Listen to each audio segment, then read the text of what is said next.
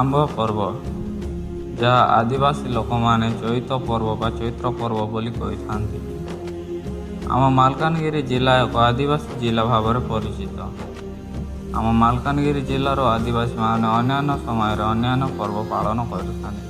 ସେଥିମଧ୍ୟରୁ ମୁଖ୍ୟ ପର୍ବ ହେଉଛି ଆମ୍ବ ପର୍ବ ବା ଚୈତ୍ର ପର୍ବ। ଏହି ପର୍ବ ଚୈତ୍ର ମାସରେ ପାଳନ କରାଯାଇଥାଏ। ଗାଁର ଲୋକମାନେ ବସି ପର୍ବର ଦିନ ଠିକ୍ କରନ୍ତି। ପର୍ବ ପାଇଁ ଦିନ ଠିକ୍ କଲା ପରେ ବାରିକ ଓ ଚାଲାଣ ସମସ୍ତ ଗାଁରେ ଡାକରା ଦେଇଥାନ୍ତି। ଡାକରା ଶୁଣିଲା ପରେ ସମସ୍ତଙ୍କ ମନରେ ଭରି ଆସେ ଖୁସି ଓ ଓଠରେ ହସ। କାରଣ କିଏ ନୂଆ ଡ୍ରେସ୍ ପିନ୍ଧିବାର ଖୁସି ତ କିଏ ଢେମ୍ସା କରିବାର ଖୁସି, କାହା ମନରେ ନିଜ ଲୋକଙ୍କ ସହିତ ଯୋଡ଼ି ହେବାର ଖୁସି। ଯିଏ ଯେଉଁଠି ଥାଆନ୍ତୁ, କିନ୍ତୁ ଏହି ପର୍ବ ପାଇଁ ସମସ୍ତେ ଏକତ୍ରିତ ହୁଅନ୍ତି। କାରଣ ଏହି ପର୍ବ ବାହାନାରେ ଗାଁର ସମସ୍ତ ଲୋକ ଏକାଠି ହୁଅନ୍ତି।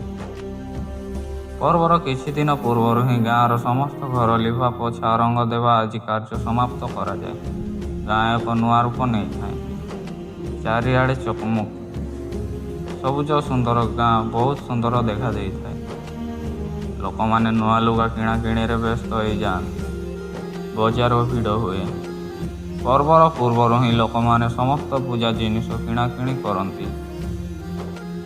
ମୁଖ୍ୟତଃ ଆମ ଆଦିବାସୀ ଲୋକମାନେ ପର୍ବକୁ ଅନେକ ଭାଗରେ ଭାଗ କରିଛନ୍ତି, ଯାହାକି ବଙ୍ଗଲାନୀ, ଆଖିଲିମା ବେଟ, ବିହନ, ଆମ୍ବଖିଆ, ଫୁଲ ପିନ୍ଧାନୀ, ଜାତିକା ବେଟ ଏବଂ ମୁଆ ବେଟ ନାମରେ ମଧ୍ୟ ଜଣାଯାଏ, ଶିକାର, ଗୁଡ଼ିଆ ଏବଂ ସାରାସାରି। ଏହି ଅସ୍ତବ୍ୟସ୍ତ ସମୟରେ ଚାଲିଆସେ ବଙ୍ଗଲାନୀ, ଯାହା ଏକ ଛୋଟିଆ ଉତ୍ସବ। ଗାଁର ଲୋକ ଏକାଠି ହୋଇ ତିଆରି କରିଥାନ୍ତି ଏକ କାଠର ଛୋଟିଆ ରଥ ଏବଂ ବିଭିନ୍ନ ପ୍ରକାର ପୂଜା ପାଠ କରି ଏହି ରଥକୁ ଗାଁର ଶେଷ ମୁଣ୍ଡରେ ରଖାଯାଇଥାଏ। ଏହି ଉତ୍ସବ ସରିବାର ପରଦିନ ହୋଇଥାଏ ଆକିଲିମା ବେଟ, ଯାହାର ଅର୍ଥ ମାଛ ଧରିବା। ଗାଁର ସମସ୍ତ ଲୋକ ଯାଇ ଏକ ନଈ, ବନ୍ଧ ଇତ୍ୟାଦି ଜାଗାରେ ମାଛ ଧରିଥାନ୍ତି। ଏହାକୁ ଆକିଲିମା ବେଟ ବୋଲି କୁହାଯାଏ। ଏହି ଆକିଲିମା ବେଟ ବା ମାଛ ଧରିବା ସରିବା ପରଦିନ ହୋଇଥାଏ ବିହନ। ବିହନ ଦିନ ଗାଁର କୌଣସି ଲୋକ କୌଣସି କାମ କରନ୍ତି ନାହିଁ। ନିୟମ ଅନୁଯାୟୀ ବିହନ ଦିନରେ କାମ କରିବା ମନା। ବିହନ ଉତ୍ସବ ଆରମ୍ଭ କରାଯାଏ ଗାଁ ଦାଣ୍ଡ ଏବଂ ଗାଁର ମନ୍ଦିର ଠାରୁ। ବିଭିନ୍ନ ପ୍ରକାର ଧୂପ ଦୀପ ସହିତ ପୂଜା ସମ୍ପନ୍ନ କରାଯାଏ। ବିହନ ଦିନର ରାତିରେ ଲୋକମାନେ ଗାଁର ଶେଷ ମୁଣ୍ଡରେ ଥିବା ଜମିରେ ଏକ ଗଛ ତଳେ ଜମା ହୁଅନ୍ତି ଏବଂ ଅନେକ ପ୍ରକାର ପୂଜା କରିଥାନ୍ତି। ପୂଜା ସମୟରେ ବାଜି ଉଠୁଥାଏ ଏକ ପେଁକାଳିର ଶବ୍ଦ, ଯାହାକୁ ସାଧାରଣ ଭାଷାରେ ସିଂହ ବୋଲି କୁହାଯାଏ।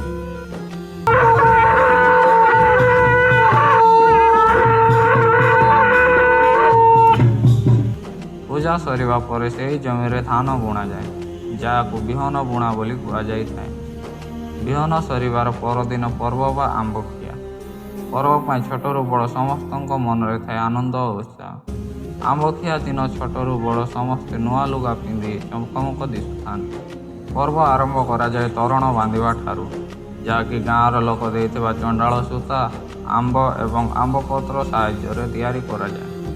ଏହି ଆମ୍ବ ତୋରଣକୁ ଘର ସାମ୍ନାରେ ବନ୍ଧାଯାଏ। ପର୍ବ ଆରମ୍ଭ ହୁଏ।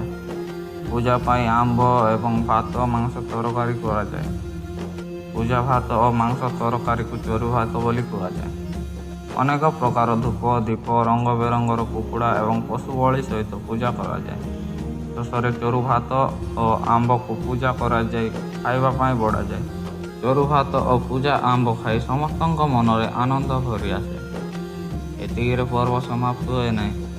ଆମ୍ବଖିଆ ସରିଲା ପରେ ମଧ୍ୟ ଅନେକ ଉତ୍ସବ ରହିଛି, ଯଥା ଫୁଲ ପିନ୍ଧାନୀ, ଶିକାର, ଗୁଡ଼ିଆ ଏବଂ ସାରାସାରି, ଯାହା ଆପଣମାନେ ମୋ ପୂର୍ବ ଭିଡ଼ିଓମାନଙ୍କରେ ଦେଖିପାରିବେ। ତ ଏହା ଥିଲା ଆମ ମାଲକାନଗିରି ଜିଲ୍ଲାର ଏକ ପର୍ବ। ଏହା ଏକ ଫଳ ଖାଇବାର ଉତ୍ସବ। ଫଳ ଖାଇବା ବାହାନା କରି ସମସ୍ତେ ଏକାଠି ହେବାର